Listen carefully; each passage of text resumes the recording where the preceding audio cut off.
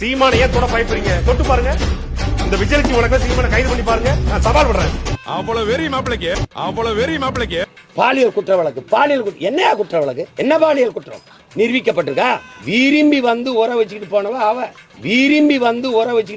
அவ சேட்டை பண்ணிட்டு அலையக்கூடாது.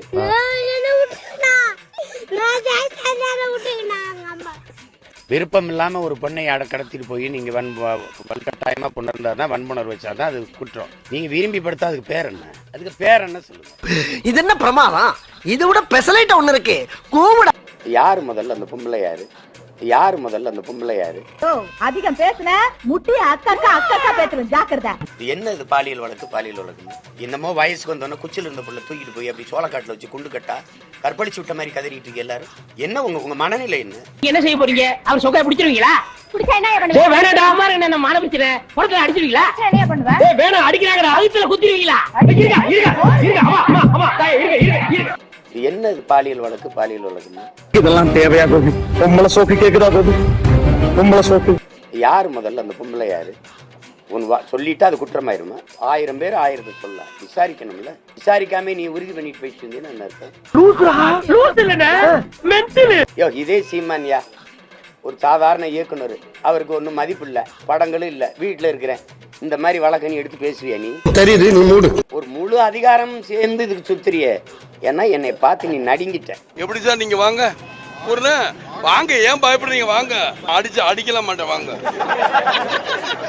என்னை சமாளிக்க முடியல, என்ன செய்யறது தெரியல. நான் எடுத்து வைக்கிற கருத்துக்கு, அரசியலுக்கு என்னோட மோதி ஜெயிக்க முடியல. கொஞ்சம் சொல்லேன்ப்பா ஏன்னு. அதான் சொல்றதுக்கு இல்லன்றல்ல. அப்பப்போ ஒரு பொம்பளை கொண்டாந்து முன்னாடி நிறுத்துறேன். அத பத்தி எல்லாம் நீ பேசாத. என்னமோ அப்படியே கல்லூரியில படிச்சிருக்க பிள்ளைய நான் விருப்பமே இல்லாம கடத்திட்டு போய் கற்பழிச்சு விட்ட மாதிரி. சரி அண்ணன் பிர்லி இந்த பிரசங்கம் பண்ணாரு. என்னங்கடா உங்க நாடகம்? என்ன விளையாட்டு பண்றீங்க நாட்டுல? இதெல்லாம் என்னைய கேக்குறது எதுக்கு? பெரியார பத்தி பேசிட்டு இப்ப போய் எவ்வளவோ மக்கள் பிரச்சனை இருக்கு மகாராசா, எவ்வளவோ மக்கள் பிரச்சனை இருக்கு, அதெல்லாம் பேசல. டேய் லூசாடா நீ. ஆமா, நீ லூசு நினைச்சா நான் லூசுடா. எவ்வளவு திமிரோட இருக்கேன் பாரு. என்னை நீ சமாளிக்க முடியல. ஐயா, இப்ப எதுக்கு வான்கோழி முட்டை போடுற மாதிரி வாய வச்சு நிறுகிற? Relax moms. என்னை எதிர்த்து நின்று அரசியல் செய்ய முடியல. ஒப்ப வந்துட்டாலும் பெரிய ராஜராஜ சோழன் அப்படியே கத்தி எடுத்து சண்டை போட்டு சொடக்கட்டின்னு ஜெயிச்சிருவாரு. பாலியல் குற்றச்சாட்டு வச்சு அந்த நடிகை உங்களை நேருக்கு நேர் சந்திக்க தயார். ஆஹா, சூனா போனா ஒவ்வொருத்தர் இருக்க வேகத்தை பார்த்தோம்னா அவன் அருமை வறுமைக்கு ஆபத்து வந்துடும் போல் இருக்கடா. ரொம்ப கவனமா டீல் பண்ணி ஆட்டத்தை கலைச்சிடுறாசா. அததான் நானும் கூப்பிடுறேன், வர சொல்லுங்க. பஞ்சாயத்து நடக்கட்டும். அததான் நானும் கூப்பிடுறேன், வர சொல்லுங்க. அப்படின்னா அவங்கள வர சொல்லிட்டு என்னை கூப்பிடணும்.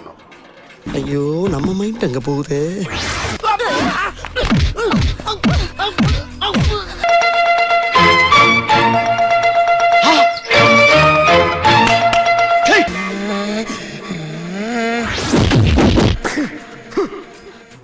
அவங்கள வர சொல்லிட்டுல கூப்பிடணும். ஐயோ சார், இப்ப 2 நாட்களுக்கு முன்பு கூட உங்க ஆட்கள் சந்திச்சுதான் அவங்க நேற்று சொல்லிட்டாங்க.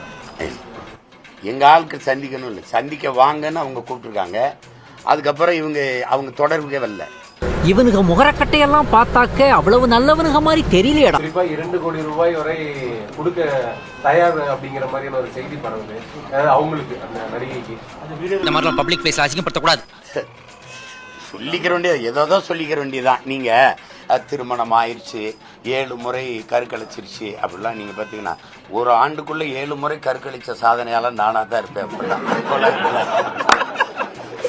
அதுலயே சிறையில இருந்துகிட்டே கருவை கலைக்கிற ஆளு நானா தான் இருப்பேன். அதுக்கப்புறம் திருமணம் ஆயிடுச்சுன்னா நீங்க திருமணம் ஆனதுக்கான சான்றிதழை காட்டணும். முதல்ல நீங்க அளிச்ச புகார்ல எங்களுக்கு திருமணம் ஆயிடுச்சுன்னு சொல்லலையே. இவர் பெரியாரிஸ்ட்ன்றதுனாலதான் அவர் தாலி கட்டல. அவர் பெரியார் விமர்சனம் பண்றாங்க, அதை நான் அப்புறம் பேசுறேன். ஆனா இவர் பெரியாரிஸ்ட், நான் ஒரு பெரியாரை பின்பற்றுவார், நான் ஒரு கிறிஸ்துவர்ன்றதுனால நான் இந்த மாங்கல்யத்தை நான் உங்களுக்கு கட்ட முடியாது, மாலை மொத்தம் மாத்திக்கலாம், நம்ம கணவன் மனைவியா வாழறான்னு இவங்க தொடர்ச்சியா இத்தனை வருஷமா இவங்க ஒரு சில ஆண்டுகளா இவங்க கணவன் மனைவியா வாழறாங்க. முதல் மனைவியா இந்த அம்மா கூட அவர் வாழறாரு. இந்த அம்மா வீட்டுல இருந்து எல்லாமே சமைச்சு எடுத்துட்டு போவாங்க. அவருக்கு மீன் குழம்புல இருந்து எல்லாமே சமைச்சு எடுத்துட்டு போய் வசனவாக்கம் அலுவலகத்துல கொடுப்பாங்க. இது எல்லாமே என்கிட்ட சொல்லியிருக்காங்க. இவங்களுடைய முக்கியமான இந்த வழக்குக்கு விட்னஸே நான் தான். அக்கா எப்படி இருக்கீங்க? சாப்பிட்டீங்களாக்கா? பிரியாக்கா எப்படி இருக்காங்க? அக்கா சாப்பிட்டாங்களா? இன்னைக்கு என்ன சமையல் இன்னைக்கு அக்கா வீட்டில்? அக்கா இப்போ ஆடியோ கேட்டேன், செம்ம 3ஆம் பிறை படம். எப்படி அது உண்மைக்கே அந்த பாட்டு உங்களுக்கு உங்கள் 2 பேத்துக்கு மட்டும்தான் பொருந்தும், சரியாக்கா? ஆனால் கடைசியில் ஒரு வாக்கியம் சொன்னாங்க, சுற்றி இருக்க எவனையும் நம்பாதீங்க அரசியல்வாதிகள் அப்படின்னு. உண்மைக்கே அதுதான்க்கா உண்மை. பூரா வந்து தேவைக்கு பயன்படுத்திட்டு ஓடிடுவாங்க. நம்மள மாதிரி ஊர்த்தா யாருமே நிற்க முடியாது. அது மாமாவுக்கு தெரியும். அது பண்ணிடுவாருக்கா. நீங்கள் இப்போ பேசுனதை அனுப்பிச்சு விட்டேன். உண்மைக்கு ரொம்ப நல்லா இருந்துச்சுக்கா. ஏக்கா உங்கள் வீட்டுக்காரர் பேசுறதுக்கு யார்ட்டக்கா கேட்கணும்? அவர் வருவார், உங்களை பார்க்க வருவார். கண்டிப்பாக ஒரு நாள் உங்களுக்கு ஃபோன் வரும். நீங்கள் எந்த கவலை பண்ணாங்க, சரியாக இருக்கும், சரியா? மாமாமே இப்போ கொஞ்சம் நம்ம கொஞ்சம் ஃப்ரீயாக இருக்கிற போட்டுக்கா. நானும் பேசலை. அன்றைக்கி நைட் நான் பேசுகிறேன். ஒரு 8 மணி 9 மணிக்கு பேசிட்டு உங்களுக்கு நான் தொடர்பு. சரியாக்கா? சரிங்கக்கா. வெந்த புண்ணுல வெடிய கொண்டாந்து வைக்கிறான். 2வது புகார்லையும் சொல்லலையே. திருமணமான அதுக்கான படங்கள், அதுக்கான இதெல்லாம் காட்டியிருக்கணும். அவங்க மாலை மாத்திக்கிற போட்டோஸ் இருக்கு. அந்த போட்டோஸ் கூட வந்து இந்த அம்மா கேட்டிருக்கு, போன்ல எடுத்திருக்காங்க. இதுக்கு சாட்சி வந்து அமீர் அண்ணான்னு நினைக்கிறேன். அமீர் அண்ணா கூட இருக்கிறாரு. அப்போ டைரக்டர் அமீர் அண்ணா கூட இருக்கிறாரு. அப்ப மாலை மாத்திக்கிட்டு போட்டோ யார் போன்ல தான் அவங்க தான் யாரோ எடுத்திருக்காங்க. அமீர் அண்ணா யாரோ எடுத்திருக்காங்க. அமீர் அண்ணா தான் எடுத்திருக்காங்க. அவங்க சொன்னது என்கிட்ட. அந்த போட்டோஸ் கூட நான் வச்சுக்கிறேன் செல்லம் உங்ககிட்ட. அவர் செல்லம் தான் கூட நான் வச்சுக்கிறேன் செல்லம். உங்க போட்டோஸ் அடிக்கடி மாமா எடுத்து பார்த்துப்பேன். நான் எங்களை வெளியூர் போயிட்டேன்னா கட்சி மீட்டிங் எல்லாம் போயிடுவேன் அப்படின்னு சொல்லிட்டு அவரே புடிங்கி வச்சுக்கிட்டாரு. டபுள் டக்க நாராயணா பல்லே ஆலியா நீ. அதனால இந்த அம்மா கிட்ட வந்து இந்த போட்டோஸும் கிடையாது. அதாவது மாலை மாத்திக்கிட்டதுக்கு பிறகு இவங்க கணவன் மணியே ஹோட்டல்ல வாழ்ந்துக்கிறாங்க. அவங்களே பச்சையா சொல்றாங்க. கமிஷனர் ஆபீஸ்ல சொன்னாங்க, நீதிமன்றத்துல சொல்லியிருக்கிறாங்க. குத்தாலம் அருவியில குளிச்சது போல் இருக்குதா அப்படின்னா எனக்கு திருமணம் ஆகும்போது அதை வெளியிட்டு தடுத்துருக்கணும். எங்களுக்கு திருமணம் ஆயிடுச்சுங்க, மறுபடியும் ஒரு திருமணம் ஆகல. இதுல இருந்து நீங்க இதையே யாருமே கேட்க மாட்டீங்க, என்கிட்ட கேக்குறீங்க. அப்போ பாதிக்கப்பட்ட பெண் புகார் வந்து குடுக்கறப்ப நீ தட்டிங் பண்ற, உன் ஆளை வச்சு நீ மிரட்டுற, நீ கொலை பண்ணிட்டு மிரட்டுற, ஆளே செட் பண்ணிருக்கிற அவங்கள கொலை பண்றதுக்கு. ஒரு பெண் என்ன பண்ணுவா? எதுக்கு சீமான திட்டி பேசுற முண்டை? ஏன்டி சீமான திட்டி பேசுற நாய?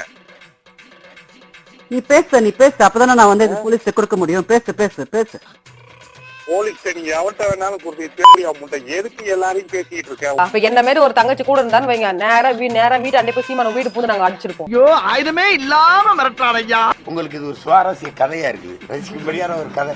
அவங்க எங்களை சந்திச்ச அவங்களே ஆடியோ வெளியிட்டு அப்ப நான் செய்யறத தப்பு நினைக்கிறேன். அப்ப நானும் இனிமே ஒரு ஆடியோ வெளியிடுறேன். உள்ளுக்குள்ள உறுத்தல பொறம்போ அப்படின்னு உங்க மனசாட்சி உங்களை பார்த்து கேள்வி கேட்காத மிஸ்டர் பார்த்தசாரதி. ஏங்க நீங்க தான் அவர் சொல்றாரு, அவங்க பல ரூபாய்களை லட்சக்கணக்கான ரூபாய்கள் நகைகளை எனக்கு கொடுத்துட்டதா சொல்லிதான் சொல்றீங்க நீங்க. அப்புறம் நான் அவங்களுக்கு கொடுக்குறேன்னு சொல்றீங்க. நானே தெற்கோடியில நீங்க, எனக்கு எங்கிட்ட 2 கோடி இருக்குது. இவனுங்க எவ்வளவு பேர்கிட்ட மிரட்டு பணம் பறிக்கிறானுங்க. நான் ரெக்கார்ட் காமிக்கிட்டுமா? ஆஹா ரெடி ஆகுறானே. 50,000 கொடுத்ததுன்றது உண்மையாக? வில்லங்கத்தை விலை கொடுத்து வாங்கி டெக்கரேட் பண்ணி கூட்டி வந்திருக்காங்களே, எவ்வளவு இடைஞ்சல் பண்றாங்க. அதாவது அவங்க வந்து என்னன்னா ஒரு காலகட்டத்தில் எங்களுக்கு ரொம்ப இதாயிருச்சு. 15 வருஷம் கழிச்சு சாக போறோம் அப்படின்னு எனக்கு எங்க வீட்டில் வேலை செஞ்ச ஒரு பையன், அந்த காலம் வேலை செஞ்சவனை பிடிச்சி அழுது இது பண்ணி அந்த குரல் செய்தியை கேட்டோன்னு சரி இப்போ ஏதாவது கொடுத்து உதவுங்கன்னு சொன்னேன். A few moments later. நானே தெற்கோடியில நீங்கிட்டு இருக்கேன். அடிச்சு மூஞ்சி முறையில பேத்து ராஸ்கல். சாக போறேன், எங்களுக்கு மாசம் அந்த குரல் செய்தி அப்புறம் நான் வெளியிடுறேன் பாருங்களேன். அதை கேட்டா நீங்க கூட காசு கொடுப்பீங்க. பாவம் உதவின்னு கேட்கும்போது கொடுத்து தொலைக்கிறதா? சோறு தானே திங்கிற வேணாம், அசிங்கம் கேட்கிறேன் பாத்துக்க. அது அவங்களுக்கு நமக்கு எந்த தொடரும் இல்லை. கேட்டோன்னே சரி கொடுத்தோம். ஒரு 2-3 மாசம் ஏதோ தம்பிங்க கொடுத்து உதவி இருப்பாங்கன்னு நினைக்கிறேன். ஏதாவது உதவி விடுங்கன்னு சொன்னேன். அதுக்கப்புறம் திருப்பி வந்து தான் அந்த மறுமனு. அடா பாவி, காதுல பூ சுத்தலாம். இவன் 70mm பிலிமையே சுத்தி இருக்கா.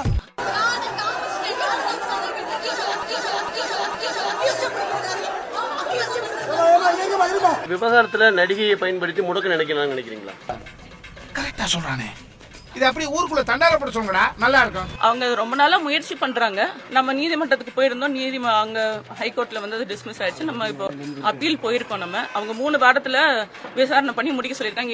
ஏற்கனவே ஒரு 3 மணி நேரம் போய் விசாரணைக்கு போயிட்டு தான் அவர் வந்திருக்காரு. எல்லாத்தையும் எழுதியும் கைப்பட எழுதியும் கொடுத்திருக்காரு. இதுக்கு மேல அவங்களோட இதுக்கு அவர் கட்டுப்பட்டு வருவார். அவர் சொல்லியிருக்காங்க, அவர் போவார். ஏன்னா நம்மளுக்கு பயப்படுறதுக்கு ஒண்ணும் கிடையாது. சந்தோஷம். யாரு நீங்க முடக்க நினைக்கிறீங்க? அந்த மாதிரி எத்தனை நாளா பேசிட்டு இத்தனை வழக்கு இருக்கும் போது பாலியல் குற்றம்னா அவரை போட்டு நீங்க அசிங்கப்படுத்தணும் தான் நீங்க முயற்சி பண்றீங்க. அதையே ஏன்டா குடாஞ்சு கேக்குறீங்க? போடா. வேற என்ன இருக்கு? இன்டென்ஷன் என்ன இருக்கு? ஏற்கனவே 2 முறை எழுதி கொடுத்தாங்க, வழக்குல இருந்து வெளியே போறது எழுதி கொடுத்தாங்க, மீண்டும் வந்து அந்த வழக்கை வந்து புதுப்பிக்கிறாங்க. அதுதான் நீங்களே சொல்றீங்க அதுல இவ்ளோ குழப்பம் இருக்கு. அதுதான் நீங்களே சொல்றீங்க அதுல இவ்ளோ குழப்பம் இருக்கு. ஏய் என்கிட்டயே கதை விடாத. இவ்ளோ குழப்பம் இருக்கு. அவங்க விசாரிக்கட்டும், நேர்மையா விசாரிக்கட்டும், நேர்மையா விசாரிக்கட்டும். நம்மளும் அப்பீலுக்கு போயிருக்கோம். அவங்க நேர்மையா விசாரிச்சு என்ன நடக்கணுமோ நம்ம பாப்போம், நம்ம அதை செய்வோம். என்னத்துக்கு நீ டென்ஷன் ஆகுற? நீ உன் மனசு என்னன்னு எனக்கு தெரியும்.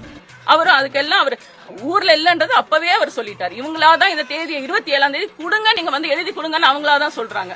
உங்க வேலை மட்டும் பாக்குறீங்களா? தேவையில்லாம் பேசாதீங்க. கண்ட நாய்க்கெல்லாம் நான் பதில் சொல்லணும்னு அவசியம் இல்ல.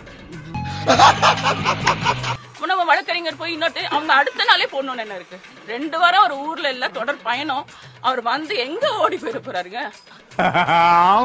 ஒரு நாளைக்கு 3 தடவை பிரஸ் மீட் பண்றாருங்க கணவர். எங்க இருக்காருன்னு எல்லாருக்குமே தெரியும். எல்லாருக்குமே தெரியும். இன்னைக்கு அண்ணன் இந்த ஊர்ல இருக்காராமே. முடி ஓட்டின முள்ள மன்றிகை இது பதில் சொல்லு. அது அங்க இந்த ஊர்ல இருக்காரு போல இருக்கு. அங்க இருந்து பிரஸ் மீட் கொடுத்தாரு. எல்லாருக்குமே தெரியும். நீங்க என்ன எங்க ஓடிய போயிட போறாரு? அழுகாத ராசா அழுகாத. எங்க எவ்வளவு வழக்கு இருக்கு, எவ்வளவு எதிர்கொள்றாரு அவரு. ஓடிய போயிடுறாரு. வந்து சொன்ன தேதியில அவர் வருவாரு. அவர் ஒத்துக்கிட்ட தேதியில அவர் வருவாரு. இன்னைக்கு ஒரு தேதி கொடுத்திருக்கீங்க, அது என்னன்னு அவர் பேசி முடிவெடுத்து அவங்க எல்லாம் பண்ணுவாங்க. ரொம்ப சந்தோஷப்பா, நீ செய்யற ஒவ்வொரு காரியமும் பொக்குதே. இந்த வீடியோ உங்களுக்கு பிடிச்சிருந்தா கண்டிப்பா லைக் பண்ண மறக்காதீங்க. அப்படியே உங்க நண்பர்களுக்கும் ஷேர் பண்ணுங்க. நீங்க பண்ற ஒவ்வொரு லைக்கும் தான் இந்த வீடியோவை மற்ற நண்பர்களுக்கும் கொண்டு போய் சேர்க்கும். மறக்காம சப்ஸ்கிரைப் பண்ணுங்க. உங்க கருத்துக்களையும் கமெண்ட் பாக்ஸ்ல பதிவு பண்ணுங்க.